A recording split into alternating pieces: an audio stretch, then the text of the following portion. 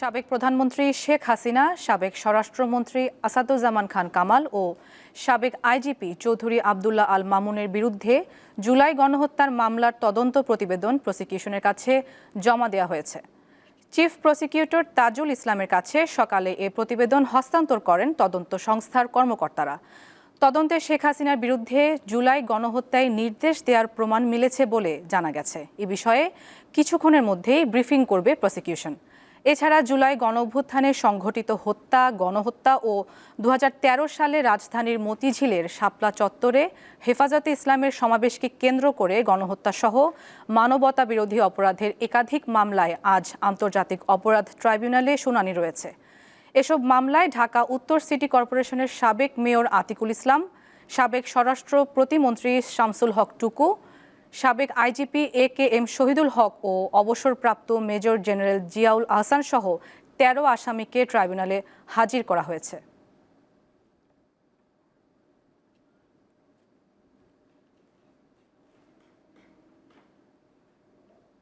এ বিষয়ে জানাতে আন্তর্জাতিক অপরাধ ট্রাইব্যুনাল থেকে যুক্ত আছেন সহকর্মী আজিজুল ইসলাম।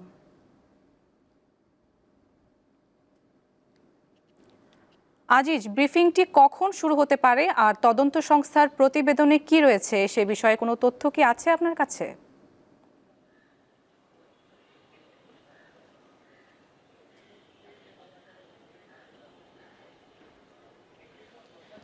নুজহাত, আপনাকে বলতে চাই সেটা হলো প্রসিকিউশনের পক্ষ থেকে কিন্তু বেলা 1টায় ব্রিফিং করার কথা ছিল, কিন্তু পরবর্তীতে তারা সময় এগিয়ে 12টা 15 মিনিট ব্রিফিং করার জন্য সময় নির্ধারণ করেছে। আর আপনি আরেকটি বিষয় যেটি জানতে চাচ্ছিলেন যে আসলে অভিযোগ তদন্ত প্রতিবেদনে যেটি রয়েছে, আমরা ঠিক বিস্তারিত সেটি কিন্তু চিফ প্রসিকিউটর যখন ব্রিফিং করবেন তখন জানানো যাবে। আর এর বাইরে আমরা যে জিনিসটি জানতে পেরেছি যে আসামি যে 3 জন রয়েছে, এই 3 জনের বাইরে কিন্তু আর কোনো আসামি নেই, কিন্তু অভিযোগ যেটা এসেছে সেটি 6 ধরনের অভিযোগ এসেছে বলে আমরা জানতে পেরেছি। তার মধ্যে আপনি যেহেতু প্রধানমন্ত্রী হিসেবে শেখ হাসিনা যেহেতু নির্দেশদাতা এবং সুপ্রিয়র রেসপন্সিবিলিটি যেটা আসে সেই জায়গাটিতে কিন্তু সেই অভিযোগটি রয়েছে। এর বাইরে মানবতা বিরোধী অপরাধ তো রয়েছে, আর হত্যা, গণহত্যা, এরকম 6 ধরনের অভিযোগ আসলে তাদের বিরুদ্ধে আনা হয়েছে। আর একটি বিষয় আপনাকে জানাতে চাই, সেটি হলো এই অভিযোগটি যখন দায়ের করা হয়েছিল তখন কিন্তু শুধুমাত্র এই মামলাটিতে কিন্তু শেখ হাসিনাকে অভিযোগ আনা হয়েছিল, এবং পরবর্তীতে কিন্তু তদন্তে এই যে পুলিশ কর্মকর্তা এবং স্বরাষ্ট্রমন্ত্রী এই দুইজনকে কিন্তু যুক্ত করা হয়েছে। শুরুর দিকে যে মামলাটি ছিল সেখানে কিন্তু শুধুমাত্র শেখ হাসিনার বিরুদ্ধে এই অভিযোগটি আনা হয়েছিল, এবং পরবর্তী এটি আসলে ট্রাইব্যুনালের একদম প্রথম যে অভিযোগ সেটি ছিল, এবং দ্বিতীয় অভিযোগে কিন্তু ছিল যারা স্বরাষ্ট্রমন্ত্রী রয়েছেন বা ওবায়দুল কাদের, এরকম সরকারের যারা নীতি নির্ধারণী পর্যায়ে ছিলেন, এরকম কিন্তু আরেকটি মামলা ছিল যেটিতে কিন্তু শেখ হাসিনা সহ অন্য 46 জন কিন্তু আসামি ছিল, আমরা যেমনটি জেনেছি। আর এই মামলাটি যেটি তদন্ত আজকে শেষ হয়ে গেল, এটি আপনি জানেন যে কিছুক্ষণ আগেই তদন্ত কর্মকর্তারা চিফ প্রসিকিউটরের কাছে এটি হস্তান্তর করেছে। এখন পরবর্তী প্রক্রিয়া যেটি হবে, এই মামলাটি আসলে যে তদন্তটি এসেছে এটি আসলে পর্যালোচনার পর আনুষ্ঠানিক যে অভিযোগ সেটি আসলে প্রসিকিউশনের পক্ষ থেকে প্রস্তুত করা হবে।